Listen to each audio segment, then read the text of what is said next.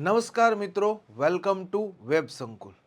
તો વિદ્યાર્થી મિત્રો, તમને ખ્યાલ છે કે તમે અહીંયા જે ટાઇટલ જોવો છો એટલે કે ખેતી મદદનીશ।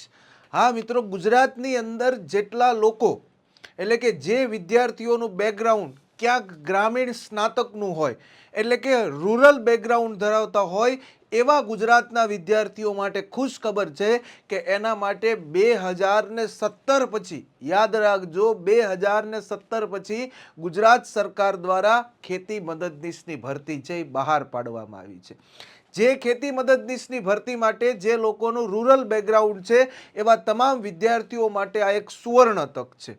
અને આ લેક્ચરની અંદર તમને એમ કહી શકાય કે ફોર્મ ભરવાથી માંડીને તમારે તૈયારી કેવી રીતના કરવી, આ પરીક્ષાનું જૂનું પૂછાયેલા પેપરના પ્રશ્નો છે એ કેવા હતા, જેમાં કયા કયા મુદ્દાને છે એ આવરી લેવામાં આવ્યા છે, આ તમામ વસ્તુઓનો આપણે અહીંયા વિડીયો લેક્ચરની અંદર છે એ માહિતગાર થશું। તો સૌપ્રથમ એની જગ્યા જોશું કે આ ખેતી મદદનીશની કેટલી જગ્યાઓ છે, ફોર્મ ભરવા માટે કયા કયા ડોક્યુમેન્ટ જરૂરી છે, કયા રિઝલ્ટ્સને છે એ તમારે રાખવાના છે, કયા ડોક્યુમેન્ટ્સ ઉપર તમારે છે એ પોતાની સાવચેતીપૂર્વક છે એ ધ્યાન રાખવાનું છે કે એમાં કોઈ ક્ષતિગ્રસ્ત ખામી ન રહી જાય કે જેથી તમારું ફોર્મ છે એ રિજેક્ટ થાય। અને ફોર્મ ભરાયા પછી સૌથી મોટો પ્રશ્ન કે સાહેબ આના માટે વાંચવું શું, આનો અભ્યાસક્રમ શું, તો કે પહેલી વખત 2017ની ભરતી પછી આ પહેલી વખત ભરતી આવી છે જેની પેપર સ્ટાઇલ ચેન્જ થઈ છે। ગયા વખતે 150 માર્કનું પેપર હતું, જે 150 માર્કના આ વખતે 210 માર્ક કર્યા છે અને પાર્ટ એ અને પાર્ટ બી ની આખી ફોર્મ્યુલા છે જે પણ તમારે સમજવાની છે કે પાર્ટ એમાં કેટલા ટકા માર્ક, 40% ગુણ લાવવા જરૂરી છે, પાર્ટ બી ની અંદર પણ 40% ગુણ લાવવા છે એ જરૂરી છે। તો એના માટેની આખી રણનીતિ શું હોઈ શકે, એના માટે કયા પુસ્તક વાંચવા છે એ હોઈ શકે, જેના માટે કયા મેગેઝિનનો છે ઉપયોગ કરવો, આ તમામ વસ્તુઓ આ લેક્ચરની અંદર છે એ તમને માહિતી મળવાની છે। તો તમામ વિદ્યાર્થીઓ જેટલા આ લેક્ચર સુધી પહોંચે છે વધારેમાં વધારે પોતાના મિત્રો સુધી શેર કરજો। પોતાના ક્યાંક ક્લાસમેટ, પોતાની સાથે જોડાયેલા ક્યાંક કંપનીમાં જોબ કરતા હશે, આ તમામ રૂરલ બેકગ્રાઉન્ડ કોલેજની અંદર અભ્યાસ કરતા વિદ્યાર્થીઓ છે કે જે બીઆરએસ, કૃષિ ડિપ્લો, બીએસસી એગ્રી, બીએસસી હોર્ટી, બરોબર છે, આ તમામ વિદ્યાર્થીઓ સુધી આ માહિતી પહોંચાડવાનું કામ કરજો અને વિડીયોને લાઈક અને શેર કરવાનું ભૂલતા નહીં। જો સારો લાગે તો ચાલો, તો સૌ પ્રથમ સમજીએ કે આ ભરતી શું છે, ખેતી મદદનીશ, કોણ ફોર્મ ભરી શકશે અને આમાં મારી સીટ કેટલી કન્ફર્મ થઈ શકે, ચોક્કસથી થઈ શકે।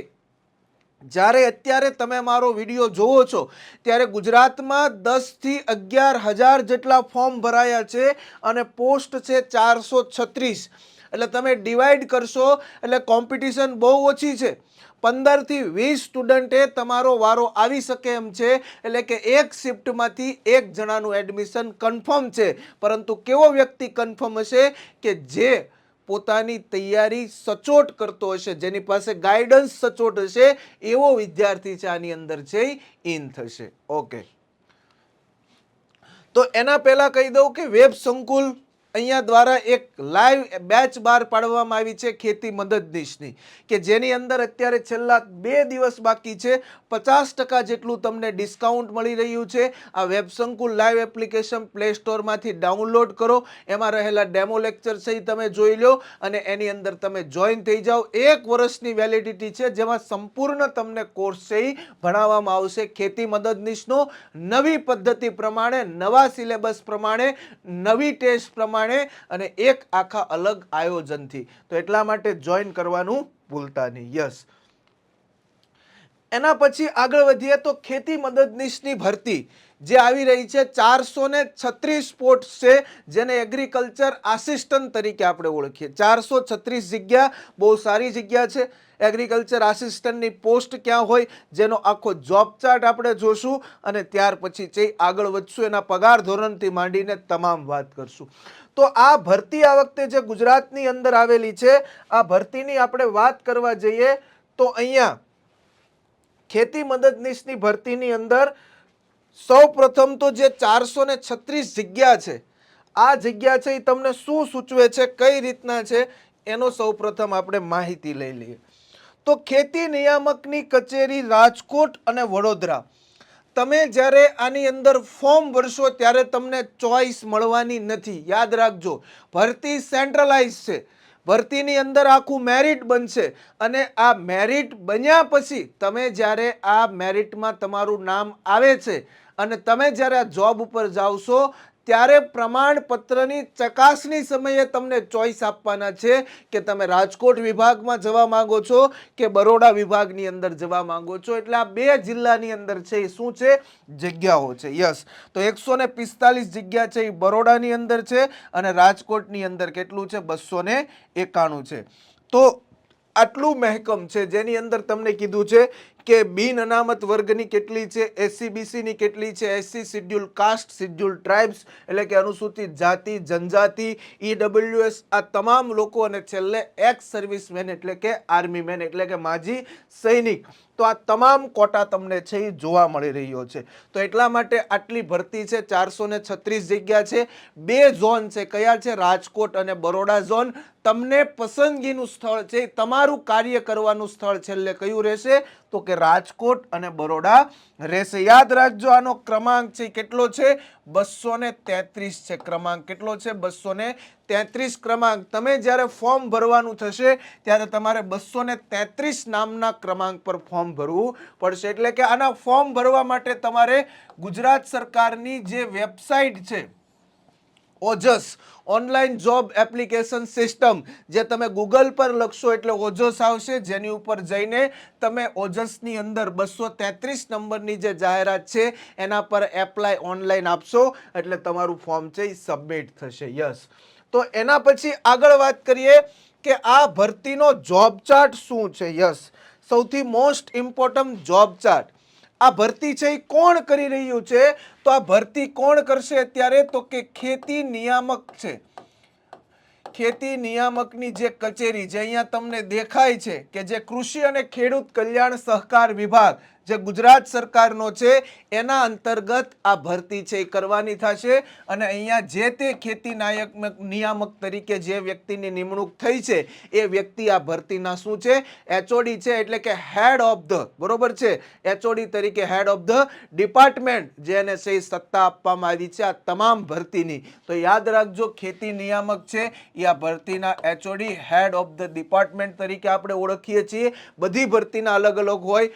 આની જ સાથે જ્યારે એમ કહી શકાય કે બાગાયત મદદનીશની છે એ ભરતી આવી છે, બરોબર છે, તો એ બાગાયત નિયામક છે એના હાથમાં થોડી સત્તા હશે એની. એના પછી જ્યારે પશુપાલનની ભરતી આવે એટલે કે કોઈ એમ કહી શકાય કે LI ઉપર જ્યારે લાઈવ સ્ટોક ઇન્સ્પેક્ટરની ભરતી આવી હોય, પશુધન નિરીક્ષકની ભરતી આવતી હોય તો પશુપાલન નિયામકના હાથમાં છે સત્તા રહેલી છે. તો ખેતી નિયામક અહીંયા જોઈએ કે આ આખો જોબ ચાર્ટ જે તમને વેબસાઇટ ઉપરથી જ જાણવા મળશે. તમારે હવે ગુજરાત સરકારની એગ્રીકલ્ચર સાથેની વેબસાઇટ સાથે તમારે છે જોડાઈ લેવું પડશે. કારણ કે અહીંયા તમને અલગ અલગ છે બજેટની અંદર શું સમાવેશ થયો એની તમને વાત જાણવા મળશે. અહીંયા કોઈ યોજના, કોઈ પાક આયોજન છે એની પણ માહિતી છે તમને જાણવા મળશે. કોઈ સરકાર દ્વારા કોઈ જેમ કહી શકાય આયોજન કે કોઈ યોજનાઓ બહાર પાડવામાં આવે છે, કોઈ એવો એમ કહી શકાય કે કાર્યક્રમ થાય છે તો એની પણ માહિતી મળશે તમને. તો સૌ પ્રથમ અહીંયા આપણું એગ્રીકલ્ચર આસિસ્ટન્ટનું પદ ક્યાં છે એના વિશે જોઈએ.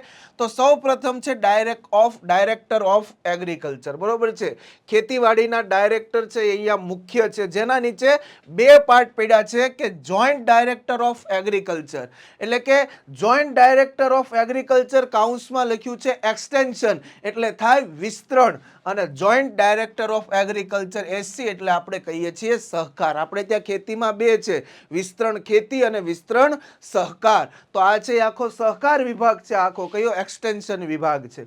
જેની નીચે કયા કયા ઓફિસર આવશે તો કે district agri officer, deputy director of agriculture external, અહીંયા કીધું છે ડિસ્ટ્રિક્ટ એટલે કે જિલ્લા ખેતીવાડી અધિકારી, ડિસ્ટ્રિક્ટ એગ્રી ઓફિસર. અહીંયા કીધું છે ડેપ્યુટી ડાયરેક્ટર, ડેપ્યુટી એટલે કયો શબ્દ લાગે? નાયબ શબ્દ. યાદ રાખજો, ડેપ્યુટી એટલે કયો શબ્દ લાગે છે? નાયબ. તો નાયબ ડાયરેક્ટર ઓફ એગ્રીકલ્ચર કયા કીધા છે? એક્સટર્નલ. અને ત્યાર પછી બીજા કીધા છે ડેપ્યુટી ડાયરેક્ટર ઓફ એગ્રીકલ્ચર એટલે કે TRG એટલે કે ટ્રેનિંગ. તો આ 3 છે કેડર. એની નીચે જોઈએ તો આપણે આ કેડરની અંદર છે કામ કરવાનું છે.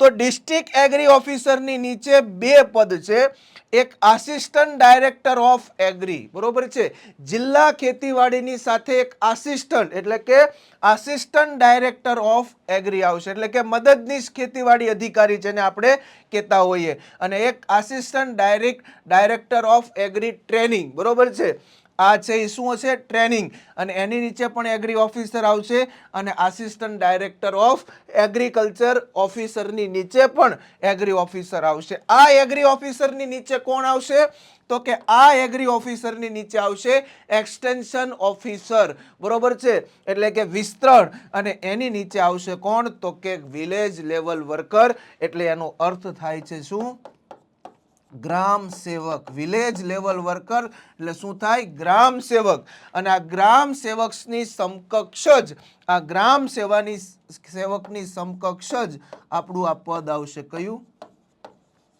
ખેતી મદદનીશ. યસ, વિલેજ લેવલ વર્કર એટલે કે ગામડા લેવલ સુધીનો એક કાર્ય કરતા એક કરતો માણસ જેનું નામ છે ગ્રામ સેવક, જેને આપણે ઉદ્દીપક તરીકે પણ ઓળખીએ, ખેતી મદદનીશ એના લેવલનું જ સમકક્ષ પદ છે. આ બંને ક્લાસ 3 કેડર છે, અને આ ક્લાસ 3 ની કેડરની અંદર ખેતી મદદનીશને જેમ કહી શકાય કે અલગ અલગ સર્વેનું કામ હોય છે, કોઈ જુદી જુદી જગ્યાએ એમ કહી શકાય કે કોઈ મોંજણીના છે એ કામ હોય છે, તો એના માટે હોય છે.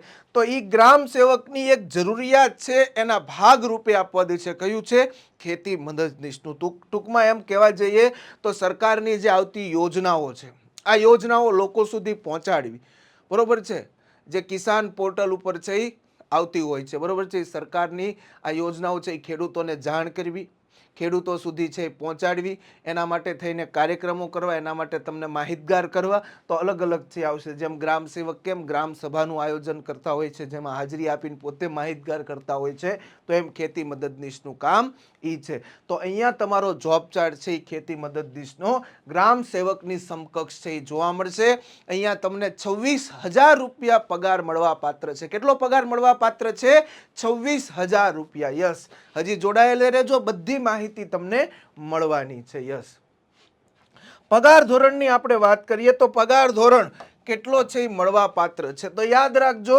આ ખેતી નિયામકની કચેરી રાજકોટ અને વડોદરા વિભાગમાં જે ખેતી મદદનીશ તરીકે થાય છે, જો તમારી નિમણૂક, તો પ્રથમ 5 વર્ષ, બરોબર છે, તમારે ફિક્સની અંદર છે એ પગાર કેટલો મળવા પાત્ર છે, 26,000 રૂપિયા ગુજરાત સરકાર દ્વારા છે એ મળવા પાત્ર છે. તો પગાર ધોરણ કેટલો રહેશે તમારો, 26,000 રૂપિયા છે એ રહેશે. ચાલો એના પછી આગળ વધીએ, તો આમાં કોણ ફોર્મ ભરી શકે. યસ, સૌથી મોટો મુદ્દો તો આપણો શું છે કે આમાં ફોર્મ કોણ ભરી શકે સાહેબ, તો આમાં બધા રૂરલ બેકગ્રાઉન્ડ ધરાવતા કોર્સિસ હોય એવા વિદ્યાર્થીઓ છે આની અંદર ફોર્મ ભરી શકે. એગ્રીકલ્ચર બેકગ્રાઉન્ડ ધરાવતા તો કે કેવા, તો સરકારે પોતાની ભરતીની અંદર કીધું છે કે કેવા કેવા, તો કે ઉમેદવાર ભારતમાં કેન્દ્રીય અથવા રાજ્યની અધિનિયમથી અથવા તે હેઠળ સ્થપાયેલી અથવા સંસ્થાપિત કોઈ કૃષિ યુનિવર્સિટીઓ છે એમાંથી કોઈ પણ, અથવા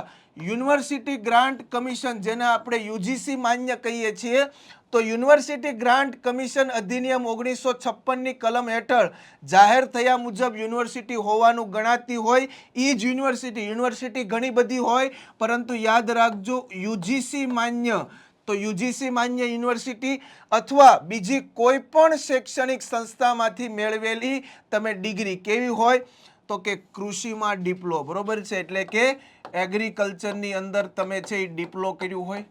ત્યાર પછી તમને કીધું છે કે બાગાયતની અંદર ડિપ્લો, એટલે એના માટે શબ્દ હોય કયું, તો કે હોર્ટિકલ્ચરની અંદર તમે ડિપ્લો કર્યું હોય.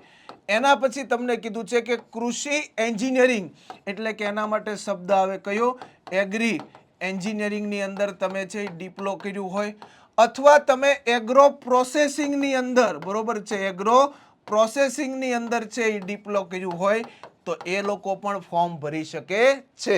અને ત્યાર પછી ડિપ્લોની અંદર ચાલતો course agriculture cooperation banking and marketing.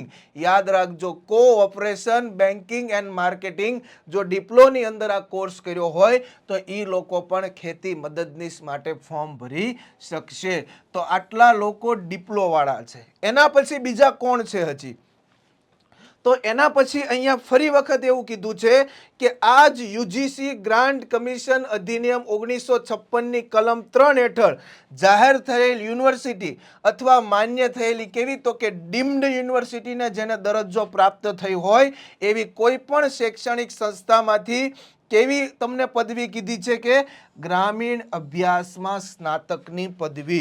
તો સાહેબ ગ્રામીણ અભ્યાસની અંદર હવે સાહેબ કોણ આવે તો આ ગ્રામીણ અભ્યાસ એટલે કે રૂરલ ગામડું, જેના માટે આપણે શબ્દ કયો વાપરીએ છીએ રૂરલ, અને શહેર માટે આપણે શબ્દ વાપરીએ કયો તો કે અર્બન. તો આ જે ગામડાનું છે ગ્રામીણ, તો એની અંદર જે ભરતી આવે છે એના માટે કયું છે બીઆરએસ. કયું છે BRS, bachelor of rural studies. જો શબ્દ કયો આવ્યો રૂરલ, જેનું ફૂલ ફોર્મ કયું છે બેચલર ઓફ રૂરલ સ્ટડીઝ. બરોબર છે. તો આ બેચલર ઓફ રૂરલ સ્ટડીઝ જે કર્યું હોય અથવા master of rural studies BRS કર્યા પછી શું થાય એમઆરએસ. યાદ રાખજો બીએસડબલ્યુ એમએસડબલ્યુ નથી, સોશિયલ વર્કર નથી. બેચલર ઓફ સોશિયલ વર્કર એટલે બીએસડબલ્યુ થાય એ નથી. અહીંયા શું કીધું છે માત્ર બીઆરએસ. તો આ ગ્રામીણ અભ્યાસની અંદર શું થયું સ્નાતકની પદવી એટલે શું થયું બીઆરએસ. પરંતુ ઘણા બધા વિદ્યાર્થીઓને બીઆરએસમાં પણ અલગ અલગ વિષય હોય છે. કેવા વિષય હોય છે તો કે કૃષિના અને લોક શિક્ષણના બંનેના વિષય હોય. કૃષિ અને લોક શિક્ષણ. કૃષિની અંદર હોય એગ્રોનોમી હોય, બાગાયત હોય, પશુપાલન હોય, વિસ્તરણ હોય, અર્થશાસ્ત્ર હોય. બરોબર છે. પશુપાલન આવા બધા છે એ કેવા થયા કૃષિના વિષયો, એગ્રો, બાગાયત, વિસ્તરણ અને પશુપાલન. જ્યારે લોક શિક્ષણની અંદર શું આવે તો કે અર્થશાસ્ત્ર પણ આવે, ગુજરાતી પણ આવે, હિન્દી પણ આવે અને ઇંગ્લિશ પણ છે એ આવે.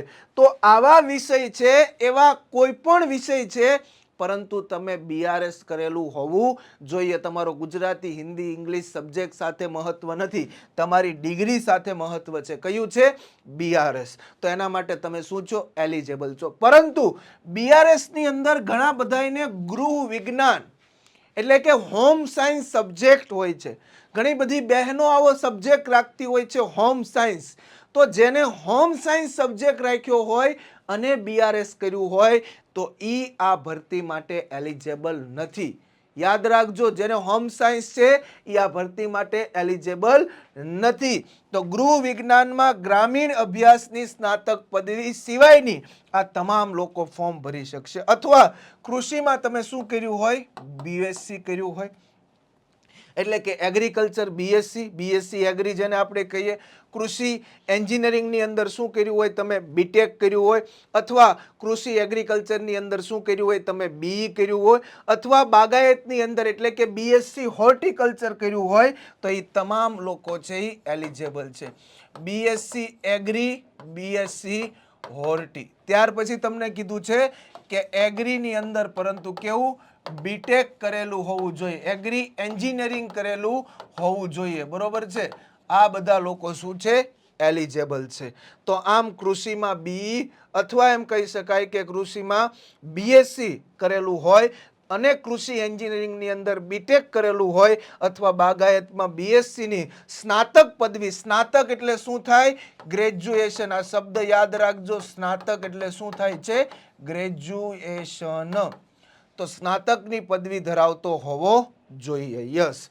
તો આટલી લાયકાત છે એ તમારી છે અહીંયા તમને કીધી છે. આટલી લાયકાત ધરાવતા લોકો છે એ ફોર્મ ભરી શકશે. બીએ, બીસીએ, બીએસડબલ્યુ, બીબીએ આવા કોઈ લોકો આની અંદર એલિજિબલ નથી. એટલે ખાસ તમે છે એ જોઈ લેજો. ચાલો આ ફોર્મ ભરવાની વાત થઈ ગઈ, લાયકાતની વાત થઈ ગઈ. ફોર્મ ભરતી વખતે શું શું ધ્યાનમાં રાખવું પડશે સૌથી મોટી બાબત એ છે. યસ. ફોર્મ ભરતી વખતે તમારી પાસે ડોક્યુમેન્ટ શું શું માંગશે તો એક તો તમારું રિઝલ્ટ માંગશે. રિઝલ્ટ એટલે કે એમાં છઠ્ઠા સેમેસ્ટરનું સૌથી વધારે રિઝલ્ટ જોશે ફોર્મ ભરવા માટે, અને 1 થી 6 સેમેસ્ટરના જે રિઝલ્ટ હશે એમાંથી તમારે શું કાઢવી પડશે તમારી ટકાવારી. યસ. શું કાઢવી પડશે ટકાવારી કાઢવી પડશે. તમારે એની અંદર પર્સન્ટેજ લખવાના થશે કે કેટલા પર્સન્ટેજ છે. પર્સન્ટેજ લખશો, પછી અહીંયા તમને માગશે કે કયો ક્લાસ, કયો ગ્રેડ છે તમારો, ફર્સ્ટ ક્લાસ છે, સેકન્ડ ક્લાસ છે કે ડિસ્ટિંક્શન છે, એ તમારે લખવું પડશે. એના પછી માંગશે શું, તો કે સીટ નંબર માંગશે. શું માંગશે, તમારો સીટ નંબર. છઠ્ઠા સેમેસ્ટરના રિઝલ્ટનો સીટ નંબર લખવો. તમારા છઠ્ઠા સેમેસ્ટરનો હોય કે 50, 31, 52, 31, તો એ છઠ્ઠા સેમેસ્ટરનો લખવો ખાસ જરૂરી છે. ડોક્યુમેન્ટ વેરિફિકેશન વખતે એ જ સીટ નંબર વાળું રિઝલ્ટ છે એ તમારું માંગશે, એટલા માટે ખાસ છે યાદ રાખજો. તો સીટ નંબર, તમારો ક્લાસ, યુનિવર્સિટીનું નામ કે કઈ યુનિવર્સિટીમાંથી તમે BRS કર્યું છે કે BSc કર્યું છે, તો યુનિવર્સિટી સૌરાષ્ટ્ર હોય તો એ સૌરાષ્ટ્ર, બરોબર છે. નરસિંહ મહેતા હોય તો નરસિંહ મહેતા, જુનાગઢની, પાટણની હોય તો હેમચંદ્રાચાર્ય હોય તો એ, ત્યાર પછી ભાવનગરની હોય તો MKBU, આવી જે યુનિવર્સિટી હોય એનું તમારે છે એ લખવું પડશે. પરંતુ ઘણા બધા લોકો છે એ ભૂલ છતાં પણ છે એ કરતા હોય છે. હવે આ પરીક્ષા છે એ તમારી કેવી કીધી છે આ વખતે, તો કે આ પરીક્ષા તમારી ઓનલાઈન છે, એટલા માટે અહીંયા તમારે ફીની રિસિપ્ટ, ખાસ ફીની રિસિપ્ટ, તમારી ફી છે એ 400 અને 500 રૂપિયા છે. જે લોકો જનરલની અંદર ફોર્મ ભરવાના છે એની ફી 500 રૂપિયા છે. બાકી જે લોકો જનરલ સિવાય એટલે કે લોકો OBCની અંદર ફોર્મ ભરવાના છે એની ફી કેટલી છે, 400 રૂપિયા છે. તો સીટ નંબર, ટકાવારી વ્યવસ્થિત લખજો. ફોર્મ ભરતી વખતે જો તમે SC BC ની અંદર આવો છો એટલે કે OBC ની અંદર આવો છો, તો તમારે જો OBC ના કોટામાં જવું છે તો તમારી પાસે નોન ક્રિમિલિયર હોવું જોઈએ. અને આ ક્રિમિલિયર યાદ રાખજો, એમાં નીચે લખ્યું હશે કે 3 વર્ષ સુધી ચાલે ક્રિમિલિયર. આ ક્રિમિલિયર તમારી 3 વર્ષ સુધીનો સમયગાળો પૂર્ણ ન થયો હોય એનું ખાસ ધ્યાન રાખવું, એની ડેટ જોઈ લેવી. અને જાતિનો દાખલો, તો જાતિનો દાખલો છે એનો નંબર નાખવાનો થશે. એ નંબરની સામે ક્યારે આ દાખલો નીકળ્યો એ તારીખ નાખવાની, ક્રિમિલિયરનો નંબર નાખવાનો અને કયા દિવસે ક્રિમિલિયર નીકળ્યું એની તારીખ પણ નાખવાની. તો ફોર્મ ભરતી વખતે આ બધી બાબત તમારે છે એ ધ્યાનમાં રાખવી પડશે. યસ, તો આ ફોર્મ ભરાઈ ગયું તમારું. પરીક્ષાની ફી રિસિપ્ટ જ્યારે પરીક્ષા દેવા જાશો ત્યારે તમને માગશે, અને પરીક્ષા તમે દઈ દીધા પછી 1 મહિના પછી આ જ વિભાગ તમને પરીક્ષાની ફી તમારા એકાઉન્ટમાં રિફંડ આપશે, પાછી આપશે. હવે જોઈએ અભ્યાસક્રમ. યસ, હવે મોસ્ટ IMP છે અભ્યાસક્રમ. 2017ની ભરતી હતી જેમાં 150 માર્કનું પેપર હતું. કેટલા માર્કનું પેપર હતું? 150 માર્કનું પેપર હતું. આ વખતે ભરતીમાં એટલે કે 2024ની ભરતીમાં 210 માર્ક છે. પેપરના કેટલા છે? 210 માર્ક છે. આ 2017ની એ કેવી હતી? તો કે લેખિત પરીક્ષા હતી. આ કેવી છે? CBRT, computer base recruitment test, એટલે કે MCQ આધારિત અને CBRT હતી. આ MCQ આધારિત લેખિત હતી. યસ, આ બંનેમાં ફરક છે. આ ઓનલાઈન આપવાની છે તમારે. તો અહીંયા તમને 2 પાર્ટ કીધા છે, પાર્ટ A અને પાર્ટ B. સમજજો, પાર્ટ A 60 માર્કનો છે અને પાર્ટ B છે એ 150 માર્કનો છે. એટલા માટે ટોટલ કેટલા કીધા? 210 માર્ક. 2 પાર્ટમાં પાસ થવું હોય તમારે તો 40% ગુણ લાવવા ફરજિયાત છે. જેમ બોર્ડની અંદર તમે 10મા 12માનું બોર્ડ હતું ત્યારે આપણને ખબર છે કે 35 માર્કે પાસ, 35 નો આવે તો ફેલ. 6 વિષયમાં કેમ નો આવ્યા હોય 50-50 હો માર્ક અને છેલ્લામાં નો આવે એટલે આપણે શું થતા? ફેલ થતા. એમ આમાં પણ એવું જ છે. પાર્ટ A ની અંદર તમને 60 માર્ક કીધા છે, તો 60 ના 40% માર્ક એટલે કે તમારે એપ્રોક્સલી 25 માર્ક લાવવા પડશે. હું તો કહું છું કે 25 થી 30 માર્ક તમે ધારણ કરી લેજો કે 60 માર્ક છે એમાંથી 25 થી 30 માર્ક મારે લાવવા પડશે, તો જ તમે પાસ થયેલા ગણાશો. તમે આમાં કદાચ 100 માર્ક લઈ આવ્યા, 150 માંથી કેટલા લઈ આવ્યા? તમે 100 માર્ક લઈ આવ્યા, પરંતુ આમાં તમારા 10 જ આવ્યા, આમાં તમારા 20 જ આવ્યા, તો પાસ નથી. 40% ગુણ તો ફરજિયાત લાવવા પડશે. અને અહીંયા 150 માંથી 40%ની વાત કરીએ તો આ 150 છે એમાં તમારે 40% ગુણ એટલે કેટલા થશે? તો કે તમારે 60 થી એમ કહી શકાય કે 65 ની એવરેજ ચાલવાનું, બરોબર છે. તમે 60 થી 65 માર્ક છે એ અહીંયા લાવશો તો તમે છે એ પાસ થવાની સંભાવના તમારી વધી જશે. તો આ વખતે પેપર છે એની ફોર્મ્યુલા અલગ થઈ છે, ચેન્જ થઈ છે, એટલા માટે 40% ગુણ લાવવા ફરજિયાત છે. આમાં 30 માર્કમાં રીઝનિંગ પૂછાવાનું છે. પહેલા પાર્ટમાં તાર્કિક કસોટીઓ તથા ડેટા ઇન્ટરપ્રિટેશન, યાદ રાખજો ડીઆઈ છે જે પૂછાવાનું છે, અને ગાણિતિક કસોટીઓ એટલે કે મેથ્સનું ભારણ છે 30 માર્કનું, એટલે ટોટલ કેટલા થયા? 60. જ્યારે 150 માર્કમાંથી 10 માર્કનું શું છે?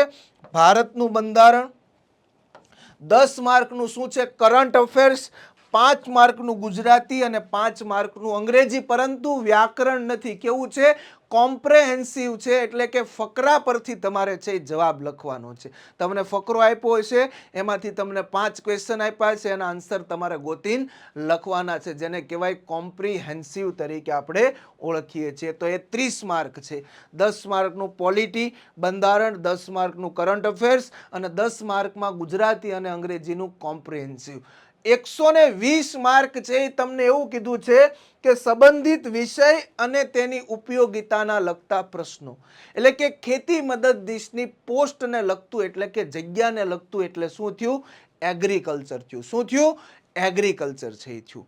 તો આ એગ્રીકલ્ચર છે એ તમારે લખવાનું છે, એટલે કે તમારે પાકું કરવું પડશે 120 માર્કનું જે એગ્રીકલ્ચર છે, આપણે જે કોર્સ ડિઝાઇન કર્યો છે જેની અંદર તમને ભણાવવામાં આવે છે. તો 120 માર્ક છે, યાદ રાખજો. 210 માંથી 50% ભારણ છે એ કોનું છે? એગ્રીકલ્ચરનું છે. યસ, ચાલો આગળ વધીએ. એના પછી આ વાત થઈ ગઈ કઈ? અભ્યાસક્રમની. Okay, done. એના પછી આપણે જોઈ લીધું પાર્ટ એ, પાર્ટ બી, બરોબર છે. અહીંયા તમને જોઈ લીધું કે કેટલા લાવવાના છે. આમાંથી તમે ધારી જ લ્યો કે મારે 25 માર્ક છે લાવવા ફરજિયાત છે. આમાંથી તમે ધારી જ લ્યો કે મારે 65 માર્ક લાવવા ફરજિયાત છે, બરોબર છે. એટલે તમે સમજી લો કે તમે આમ જોવા જાઓ તો 90-95 માર્ક લાવશો તો મેરિટમાં આરામથી તમારો સમાવેશ થઈ શકશે. આમાં કોઈ ટાઈપિંગ બાઇપિંગ છે નહીં, આમાં કોઈ સીપીટી બીપીટી છે નહીં. જેવું તમારું રિઝલ્ટ આવશે એટલે પાસ. પેપર પણ એક હારે જ હશે. 210 માર્કનું જે પેપર છે એ પણ હારે જ છે. એવું નથી કે પાર્ટ એમાં પાસ થાવ પછી પાર્ટ બી. પેપરમાં બે પાર્ટ હારે જ આપ્યા છે, એ અને બી, બરોબર છે, પરંતુ એનું કેલ્ક્યુલેશન ખાલી અલગ થશે, એટલા માટે યાદ રાખજો. ચાલો, એના પછી છે પાસ થવા માટે કેટલા ગુણ જરૂરી? તો આપણે કીધું કે મહત્તમ કેટલા? 40% ગુણ છે એ તમારા શું છે? જરૂરી છે. જેમાં આપણે કીધું કે પાર્ટ એ જે હતો મેથ્સ રીઝનિંગનો, એ પાર્ટમાંથી કેટલા તમારે લાવવા જરૂરી છે? તો એ પાર્ટમાંથી આપણે કીધું કે તમે 25 માર્ક લઈ આવજો, બરોબર છે, અને પાર્ટ બી માંથી તમે 65, 60 છે પરંતુ 65 લઈ આવજો, એટલે તમે છે પાસ થઈ જશો. ઓકે, ચાલો. એના પછી છે કે આના માટે હવે સાહેબ શું વાંચવું જોઈએ? તો જે 200 માર્કનો સિલેબસ છે એની અંદર તમને એવું કીધું છે કે 120 માર્કનું તો શું છે તમારું? એગ્રીકલ્ચર છે. શું છે? એગ્રીકલ્ચર છે.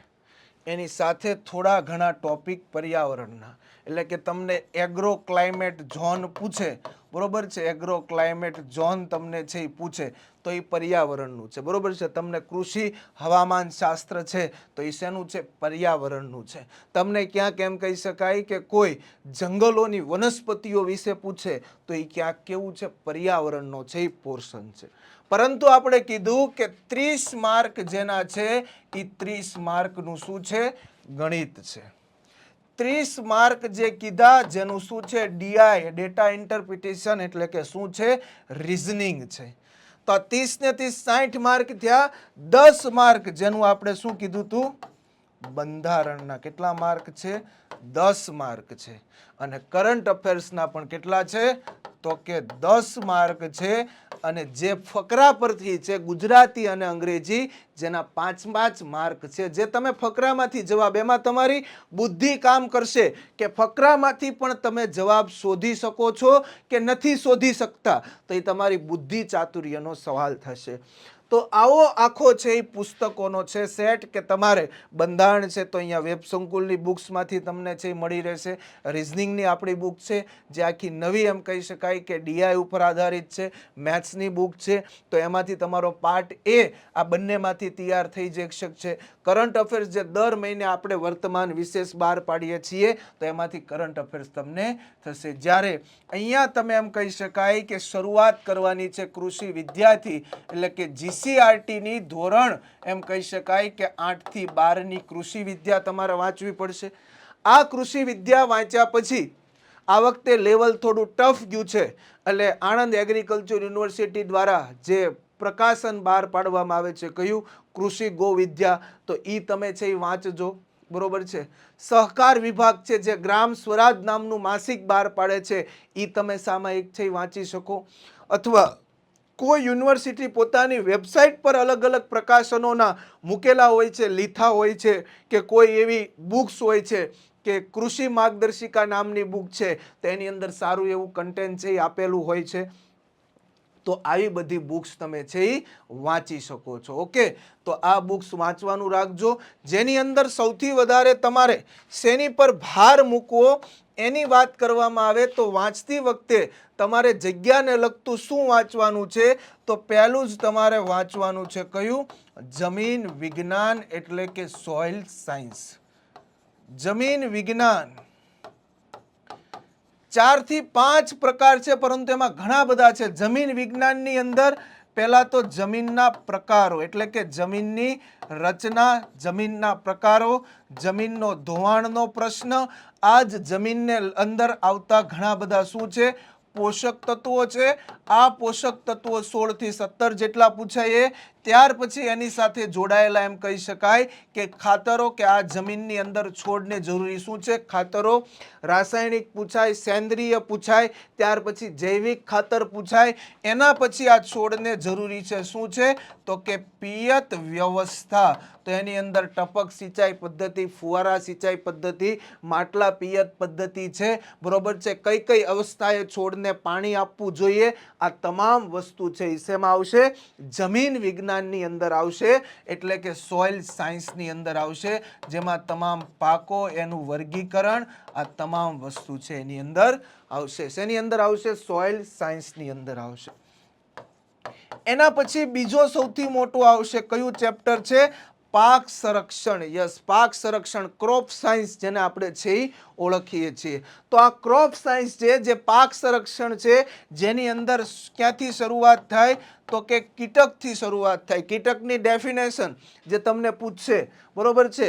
શરીરે સાંધાવાળા 6 પગ કરોડરજ્જુ વગરના બરોબર છે. શરીરમાં લોહીને બદલે કાયલ પદાર્થ ધરાવતા સજીવ સૃષ્ટિના જીવને શું કહેવાય કીટક. જેની 4 અવસ્થા ઈંડુ, ઈયળ, કોશેટો અને પૂર્ણ કીટક. ચાવીને ખાનારા, ચૂસીને ખાનારા, પરભક્ષી કીટક કયા, લેડી બલ બીટલ શું છે, ટ્રાઇકોગાર્મા ભમરી શું છે, ટાઇકોગ્રામા શું છે. આવા બધા સવાલ છે આપણને પૂછતા હોય છે. તો કીટક બરોબર છે અને કીટક માટેની જે વપરાતું હોય એ આપણી શું છે જંતુનાશક દવાઓ. બરોબર છે. જંતુનાશક દવાઓ જે પણ પૂછાતી હોય મોનોકોટોફોસ જેમાં 36% શું છે એસએલ છે. બરોબર છે. કઈ જંતુનાશક દવાઓ છે એના ઉપર કયા રંગનું લેબલ લગાડેલું હોય છે એની ટકાવારી છે એ તમને પૂછતા હોય છે. અહીંયા એમ કહી શકાય કે પાક સંરક્ષણ સાથે જોડાયેલું શું આવશે રોગશાસ્ત્ર આવશે. શું આવશે રોગશાસ્ત્ર. કુંતલનો રોગ શેમાં થાય, પાવડરી મિલ્ડ્યુ શેમાં થાય, ગેરુનો રોગ શેમાં થાય, વંધ્યત્વ શેમાં થાય, બરોબર છે, સુકારો શેમાં થાય. આ બધા રોગ એનું નિવારણ એને શું કીધું આપણે રોગશાસ્ત્ર તરીકે છે ઓળખીએ. જેની અંદર તમામ પાકો આવી જાય. બરોબર છે. ધાન્ય વર્ગના પાકોમાં થતા રોગા, કઠોળ વર્ગના પાકમાં થતા રોગા, તેથી બાગાયતી પાક છે એની અંદર જે રોગ થતા હોય એ આ બધા રોગ છે એ ટૂંકમાં આવી જશે. રોગ શેનાથી ફેલાય એ બધું તમારે વાંચવાનું. જીવાણુથી ફેલાય, વિષાણુથી ફેલાય, વાયરસથી ફેલાય કે કોઈ ફૂગજન્ય હોય. આવા તમામ રોગ, ફૂગ, વિષાણુ, વાયરસ તમામ એનું કદથી માંડીને બધી વસ્તુ કરવાનું જેને આપણે શું કીધું છે ક્રોપ સાયન્સ એટલે કે પાક સંરક્ષણ. અને આ શું છે સોઇલ સાયન્સ એટલે કે જમીન વિજ્ઞાન છે. એક આખું ચેપ્ટર છે એ શેનું છે? બાગાયતી પાકોનું છે. બાગાયતી પાકો, ફૂલ, ઝાડ, ઉછેર, green house, net house, nursery, બરોબર છે, અલગ અલગ ફૂલની જાતો, એ છોડની જાતો, બાગાયતી પાકોની અંદર છટણી, જે બહારની આખી જે સિઝન આવે, આંબે બહાર, મૃગ બહાર, હસ્ત બહાર, જે લેવામાં આવે એ છટણી કોને કહેવાય, પુનિંગ કોને કહેવાય, એની અંદર થતું મૂલ્યવર્ધન, દાબ કલમ, ભેટ કમળ, નૂતન કલમ, આ બધી કલમો, એ આખું એક છે એ કયું છે? હોર્ટિકલ્ચરનું છે. આખો એક પોર્શન કયો છે? બાગાયતનો છે, એટલે કે હોર્ટિકલ્ચરનો છે. અને એક આખો આવશે કૃષિ અને તેની સાથે જોડાયેલી સંસ્થાઓ, એની સાથે જોડાયેલા વિભાગો, એની સાથે જોડાયેલા મહત્વના એવોર્ડ્સ, એની સાથે જોડાયેલા મહત્વના સામયિકો અને એની સાથે જોડાયેલી મહત્વની યોજનાઓ. જેમ આપણે હમણાં કીધું કે પ્રધાનમંત્રી ફસલ બીમા યોજના, જેમાં કેટલું પ્રીમિયમ આપવામાં આવે, આકસ્મિક ખેડૂતની સહાય યોજના છે, જેમાં શું છે? કિસાન ક્રેડિટ કાર્ડ છે, એ શું છે? 1998ની નરેગા યોજના શું છે? નાબાર્ડ શું છે? ICAR, Indian council of agricultural research શું છે? ન્યૂ દિલ્હીની અંદર, બરોબર છે. જર્નાલિઝમ ક્ષેત્રે ICAR કયો એવોર્ડ આપે છે? આ તમામ વસ્તુ, બરોબર છે. ગુજરાતની અંદર ગાય આધારિત ખેતીમાં શું છે? 7 પગલા ખેડૂત કલ્યાણના શું છે? યોજના. આ બધી યોજનાઓની અંદર સમાવેશ થાય છે, બરોબર છે. તો બધી યોજનાઓ, સામયિકો, એવોર્ડ્સ, કૃષિ સંસ્થાઓ, બરોબર છે, આ તમામ વસ્તુ એની અંદર ચાલશે. એગ્રીકલ્ચર યુનિવર્સિટીઓ, કૃષિ યુનિવર્સિટીઓનું પણ પૂછાય. આણંદની સ્થાપના, નવસારી છે, સરદાર જે દાંતીવાડા આવેલી છે એ છે, જુનાગઢ એગ્રીકલ્ચર યુનિવર્સિટી છે, આ તમામ પૂછાય. કામધેનુ પૂછાય. ઓર્ગેનિક એગ્રીકલ્ચર યુનિવર્સિટી 2017 જે હાલોલ પંચમહાલની અંદર આવી, એનું પણ આપણને પૂછાઈ શકે. અને ત્યાર પછી સૌથી વધારે સૌથી મોટું ચેપ્ટર છે animal husbandry and dairy science, એટલે કે પશુપાલન અને ડેરી ઉદ્યોગ. યસ, કયું કરવાનું છે? પશુપાલન અને ડેરી ઉદ્યોગ. પશુપાલન, ગાય, ભેંસ, ઘેટા, બકરા, મરઘી, બરોબર છે, આ બધાયનું ફાર્મિંગ, એ બધાયનો ગર્ભકાળ કેટલો હોય, એની ઓલાદો કઈ હોય. ગાયનું વૈજ્ઞાનિક નામ બોસ ઇન્ડિકસ, ભેંસનું વૈજ્ઞાનિક નામ બોસ બુબેલસ, આ બધાયનો ગર્ભકાળ, એની અંદર થતા રોગો કઈ કઈ રીતના છે, એની સારવાર થઈ શકે, બરોબર છે. પશુપાલનમાં થાય રોગ FMD, foot and mouth disease, anthrax, કાળિયો તાવ, બરોબર છે. કર્મોડીનું છે ઓપરેશન હોય, તો આ બધા રોગો છે કે જેની અંદર જોડાયેલી છે. ડેરી ઉદ્યોગ, બરોબર છે. શ્વેત ક્રાંતિ, હરિત ક્રાંતિ, શ્વેત ક્રાંતિ, વર્ગીસ કુરિયન, રાષ્ટ્રીય દૂધ દિવસ 26 નવેમ્બર આપણે ઉજવીએ છીએ. Amul, Anand milk union limited, સ્થાપના 1946, ત્રિભુવનદાસ પટેલથી એનો ઇતિહાસ, દૂધ ઉત્પાદન સાથે જોડાયેલા ઓપરેશન ફ્લડ યોજના, આ તમામ વસ્તુ એની અંદર છે એ આવશે.